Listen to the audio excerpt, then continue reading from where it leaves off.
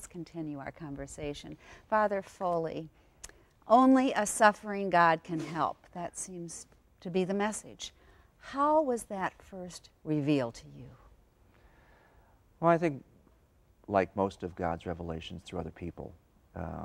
And I mean, I actually got a chance very briefly to meet Michael Lapsley.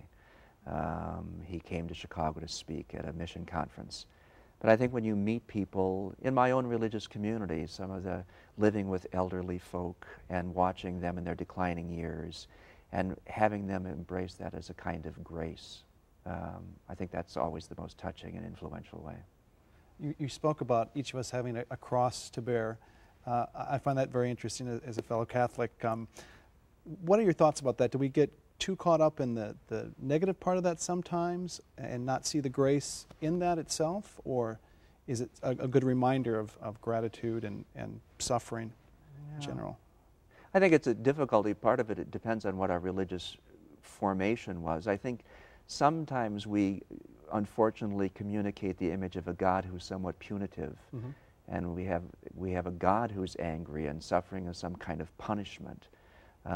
And I think one of the challenges of religious formation and religious leadership is inviting people to know a kind of God whose first move is love, never pain, and that it's only a loving God who invites us into a relationship. So it's only the possibility that love can be revealed there, and never an angry, demonic kind of God. And love in the suffering, as you point out in your message, that we understand that despite disasters, tragedies, loss, death, God doesn't prevent these things, but doesn't mean that God is absent from them. Yeah. But what do you say to people who just don't believe that?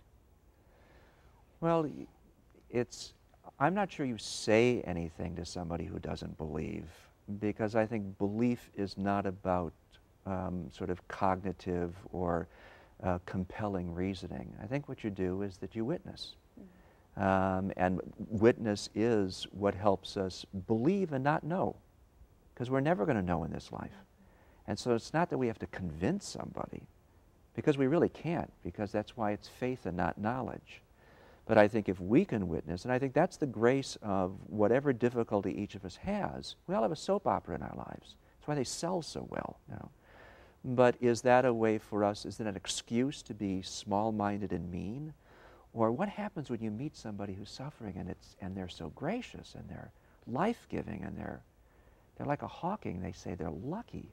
That's phenomenal. That's what I found interesting. You cited some examples of people who use suffering to gain new insights and really put themselves in the present with their life.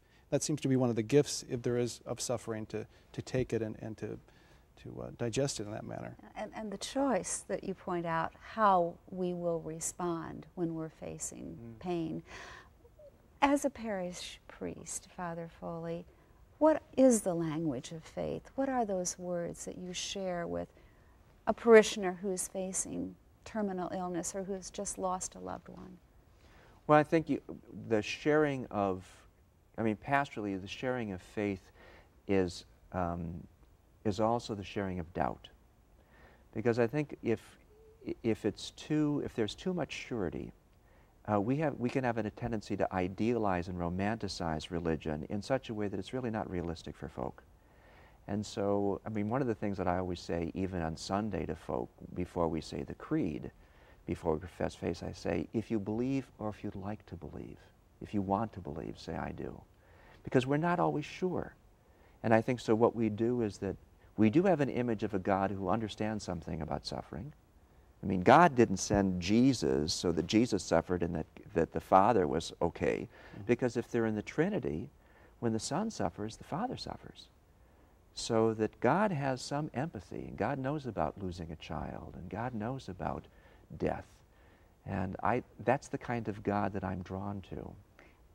Are there moments in your own life where you have been sustained by your faith when you have faced suffering and pain? Well, I think most recently with the death of my father, it was actually a beautiful experience. It was something quite unexpected, and he was so gracious in his own dying. At one time I asked him, I was doing my best pastoral work, you know, and I was saying, are you angry? Are you upset? Are you disappointed? And he gave me this grin, and he said, talking about my mother, he said, I wouldn't be here this long if it wouldn't have been for her. So there was only this kind of graciousness. Your father's name was Jim, and you told us earlier that he was your inspiration for your scholarship as in music and worship. He was the musician in the family, so we all try to catch up. That's wonderful. Yeah. One of the other things you said that struck me was this idea when we're in suffering, we tend to turn in on ourselves. It's a natural response, and God is really calling us to look outward and connect with Him in that time, isn't He? I think at all times in our lives, and to connect with others. And there was one writer who said that suffering is sort of God's way of getting our attention, and it is. And God chose to be revealed through people, with the Son becoming a human being, and so the turning towards God, from my perspective, is always turning towards other folk. And so in community, I mean, in our own loneliness, we must know all sorts of other people who are lonely. And we can wait around for them to call us, or we can call somebody else. And it's that reaching out. It seems to me that's what shows that the mission is alive in Jesus. And I'm sure we've all known people suffering who are ministering in the midst of their suffering in amazing ways. Yeah. You never exactly, sometimes when you go visit somebody who is very ill, I sometimes am struck by the wonderment about who's actually doing the pastoral care here, me or them. It is very reciprocal in a way. There's something to be gained from it. Is that part of it? Yes. No question. Well, we thank you so much for sharing your insights and thoughts with us today. Thank you for being here. Sure.